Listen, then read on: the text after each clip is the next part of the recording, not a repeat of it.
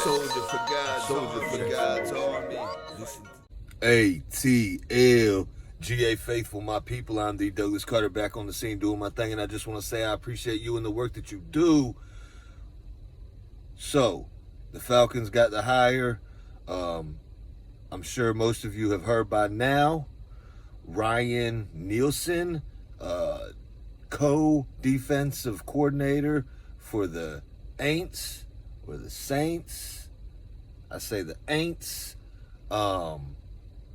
And defensive line coach for them. Now, I did a little research on it myself. Wanted to give y'all my opinion on it. I know Big Low and Smitty touched on it.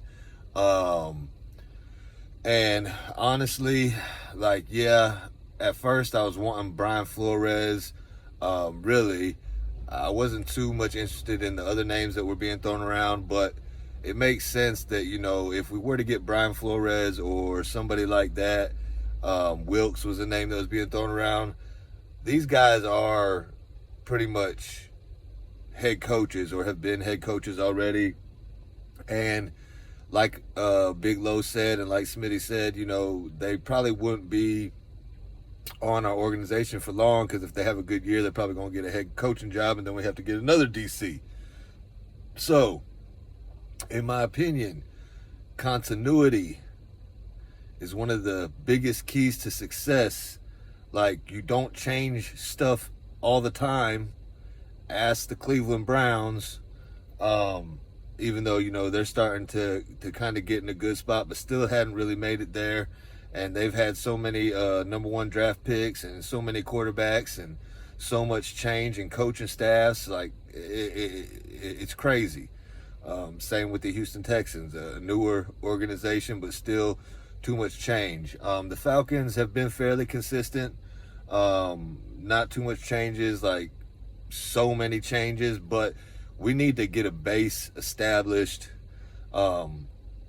I think Arthur Smith is a good head coach. I'm not sure how much I really like him as a head coach, but as long as we win, I really don't care who the head coach is, or the DC, or the OC. I'm not crazy about Ragone either, and I liked Raheem Morris as a DC, but all that is, kind of irrelevant to the topic at hand. Ryan Nielsen, I like the hire. The more I think about it, I really like the hire. The Saints, we'll call them the Saints. I ain't just going to keep saying aints. We'll call them the Saints. They have had a really good defensive line for the last 5 years. I think they had the longest streak for 55 games or something without allowing a 100-yard rusher.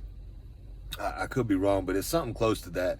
Anyway, this guy, Ryan Nielsen, he knows the defensive line, and that is one of the areas that we have struggled with in Atlanta for the longest time. So if we can form a base and Nielsen can stay for a while, I think he'll do a good job. We also take something from a division rival that makes them weaker. Anytime you take a piece of continuity from some team that's doing good and progressing, or even just staying the same, it usually makes them weaker. Every now and then there's an exception, just like everything in life. There's an outlier, and it might help, but I don't see it with that. And the Aints is crashing down. The Saints is crashing down. They're about to be at the bottom. You know what I'm saying? I got some people that I think's cool, that Saints fans. That's cool. I ain't about all that crazy nonsense, although I do want to beat the Saints every time we play them, and we will sweep the Saints this year. Book it, mark it here. So I like the hire. I think it's probably the best hire that we could have made. Terry Fontenot knows what he's doing. He knows that organization, and this offseason is going to be crazy, like everybody's saying. It's really crazy because we don't really know how it's going to go, because we still got a fairly new GM, a fairly new head coach, and now we have a new DC, and I expect some more coaching staff changes, but I think we're going to win the division this next year. I know we still got a little time left. I know Big Low, he doesn't usually do his mocks till after the season.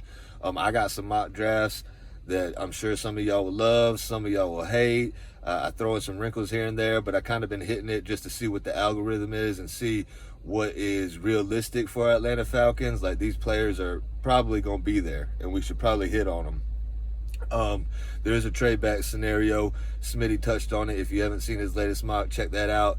It's a trade back scenario, and he gets Christian Gonzalez, the cornerback out of Oregon, I believe. Alberto was high on him too, and he looks like a really good corner. I mean, he has all the makeup to be a good corner. I got some other corners. I got some other stuff going on, but the trade back scenario would be good. My favorite defensive tackle is the big boy out of, I think it's Baylor, the Siaka Ika dude or whatever.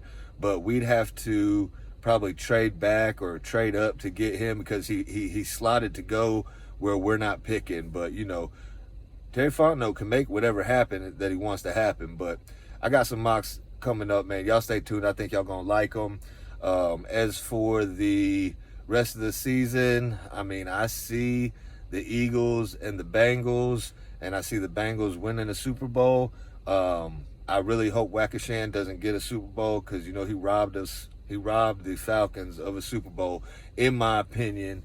Everybody can say their thoughts, but in my opinion, Wackashan robbed us. We should have a ring, but, you know, that is what it is. Still bitter over that. Probably be bitter over that, you know, for the rest of my life. But yeah, I don't want to see Wackashan beat the Eagles. I think the Eagles will dominate them. I think this is where Brock Purdy starts to not look so Purdy, you know what I'm saying? And Bengals Chiefs should be a good game. You know, the Chiefs could win that.